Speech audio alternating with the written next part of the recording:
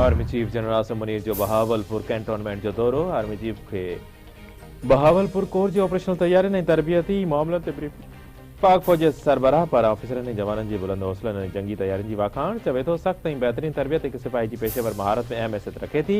जंग जे जदीद लाड़न मुताबिक पाक फौजी तरबियत जो अमल जारी है। मुल्क की तरक्की ऐं मुस्तक़बिल में नौजवानन जो किरदार अहम है। वज़ीर आज़म शहबाज शरीफ रमज़ान पैकेज 2025 जारी करे छॾियो। वज़ीर आज़म ने चवण त रमज़ान पैकेज पूरे पाकिस्तान जे लाइ बिना फ़र्क़ जे मुतारिफ़ करायो वियो आहे। कराची खां गिलगित ताईं समूरनि शहरनि जे ग़रीब ख़ानदाननि खे हिन पैकेज में शामिल कयो वियो आहे। 40 लख ख़ानदाननि अटकल 2 करोड़ माण्हुनि खे डिजिटल वॉलेट ज़रिए 5,000 रुपया फ़राहम कया वेंदा। रमज़ान पैकेज में शफ़ाफ़ियत की यकीनी बनाया वञे। हिन साल रमज़ान मुबारक जे महीने में महांगाई पहिरियां खां घटि आहे। गुज़िरियल ॾींहुं नौशहरा में दहशतगर्दी जो अफ़सोसनाक वाक़ियो पेश आयो। मौलाना हामिदुल हक़ जी शहादत ते अफ़सोस थियो। अहिड़ी क़बर खोटींदासीं जो दहशतगर्दी जो नासूर ॿीहर कर न खणंदो। उम्मीद आहे त केपी हुकूमत दहशतगर्दनि खे गिरफ़्तार करे सज़ा ॾींदी। रमज़ान शरीफ जो चंड नज़र अची वियो। सुभाणे सॼे मुल्क में पहिरियों रोज़ो रखियो वेंदो। सॼे मुल्क में अॼु तरावी जी नमाज़ बि पढ़ाई वेंदी।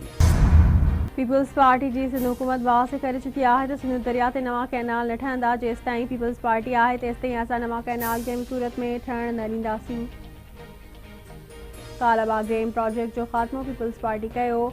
पाकिस्तान लाइ सभ खां वधीक कम जेकॾहिं के सियासी जमायत कयो त उहा सिर्फ़ पीपल्स पार्टी आहे। इंशाअल्लाह ईंदड़ इलेक्शन में बिलावल भुट्टो ज़रदारी खे मुल्क जो वज़ीर आज़म बणाईंदासीं। पीपी ख़िलाफ़ हमेशह इतिहाद ठहंदा रहिया आहिनि पर उन्हनि खे नाकामी हासिल थी आहे। सिंध जे सीनियर वज़ीर शर्जील इनाम मेमण जो टंडोलियाम में सिंध सोलर एनर्जी प्रोजेक्ट तहत होम सोलर सिस्टम रहाइण वारी तक़रीब खे ख़िताब। सिंध हुकूमत पारां महांगी बिजली खां परेशान अवाम लाइ एक अहम कदम। तवानाई खाते पारां सिंध सोलर एनर्जी प्रोजेक्ट तहत टनजाम में होम सोलर सिस्टम विराइण वारी तक़रीब। पहिरें मरहले में हैदराबाद जे बेराड़ी वारे तालुके टनजाम जे 100 घरनि में होम सोलर सिस्टम विराया विया। तक़रीब में सीनियर वज़ीर शर्जील इनाम मेमण ख़ासि महिमान तौर शरीक। हैदराबाद जो कमिश्नर डीसी डिप्टी मेयर ऐं ॿिया बि शरीक। तवानाई वारे वज़ीर सैयद नासिर हुसैन शाह जो चवण आहे त 6,000 रुपयनि जी क़ीमत ते बेनज़ीर इनकम सपोर्ट प्रोग्राम तहत होम सोलर सिस्टम बिना फ़र्क़ जे मुस्तहक़ माण्हुनि खे ॾिना पिया वञनि।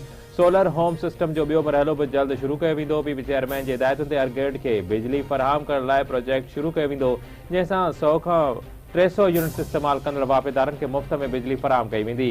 पीपल्स पार्टी जे सिंध हुकूमत तरफ़ां मालिकाणे हक़नि समेत 21 लख घर ठाहिया पिया वञनि। क़ौमी जूनियर शतरंज चैंपियन महक मक़बूल सिंध जी वरी वज़ीर सैयद मुराद अली शाह खे शतरंज में हाराए छॾियो। सीएम हाउस में वरी वज़ीर ऐं शागिर्दियाणी महक मक़बूल में शतरंज जो मुक़ाबिलो थियो। महक मक़बूल अंडर 18 टाइटल खटे क़ौमी जूनियर चैंपियन जो एज़ाज़ पंहिंजे नाले कयो आहे।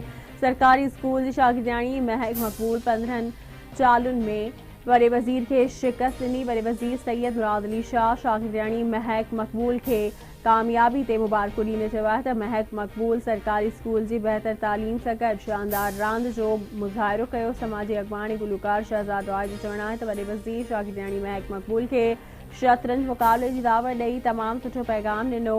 सैयद मुराद अली शाह शतरंज जो तमामु सुठो रांदीगर आहे पर महक चेकमेट करे छॾियो।